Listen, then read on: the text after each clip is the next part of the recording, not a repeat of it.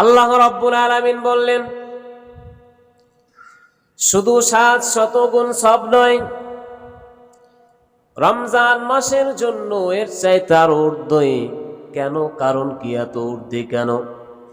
আল্লাহ রাব্বুল আলামিন জানাই দেন, রমজান মাসে আমার বান্দারা সামনে খানা দেখে খানা খায় না, সামনে স্ত্রী দেখে মিলন করে না, খানা ফিনা যৌন সম্ভোগ, কত মানুষে বিড়ি খাইতো, সিগারেট খাইতো, দুর্গন্ধযুক্ত মুখে টানতো, রমজানের রোজার কারণে আজকের ওগুলাও পানাহার করে না।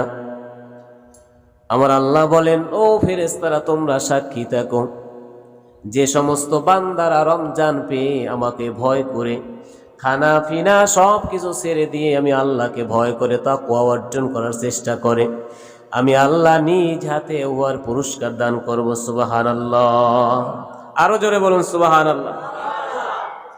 এই রোজাদারের পুরস্কার একমাত্র আল্লাহ দান করবেন। কে দান করবে? জোরে বলেন, কে দান করবে? রোজা কিন্তু সেই রকমের হইতে হবে, রোজা কিন্তু সেই রকমের হতে হবে।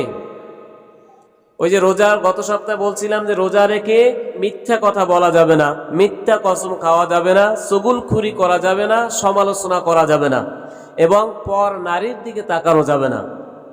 রোজা কিন্তু সেই রকমের হইতে হবে, রোজা যেন দুর্বল না হয়ে যায়। আর রোজা হচ্ছে একটা ঢাল স্বরূপ। অকালা সাল্লাল্লাহু আলাইহি ওয়াসাল্লাম, লিকুল্লি শাইইন যাকাতুন ওয়া যাকাতুল জাসাদিস সাওম। আল্লাহর পয়গম্বর বললেন, রোজা হচ্ছে একটা শরীরের জাকাত, শরীরের জাকাত। জোরে বলেন সুবহানাল্লাহ।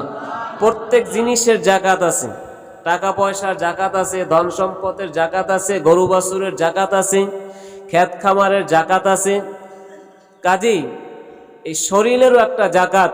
11 মাস খেয়ে মোটা তাজা হয়েছে, এখন এই যত আকাম উকাম আছে, যত গুনাহ হয়েছে, যত হারাম পথে অর্জন করে খাইছে, রক্ত হয়েছে, স্বাস্থ্য হয়েছে, এই সমস্ত সব কিছু থেকে বিরত আল্লাহর কাছে পানা চাইতে হবে। এই জন্য একটা জাকাত দিয়ে দিয়েছেন, তোমাদের শরীরের একটা জাকাত দিলাম, তোমরা রোজা রেখে শরীরের জাকাত অর্জন করো, হক আদায় করো। আল্লাহ রাব্বুল আলামিন বললেন, রোজাদারের জন্য 2টি আনন্দ। 1 নাম্বার আনন্দ হচ্ছে ইফতারের সময়, 2 নাম্বার আনন্দ হচ্ছে মোলাকাতের সময়। 1 নাম্বার কি? ইফতারের সময়। ইফতারের সময় কেন আনন্দ?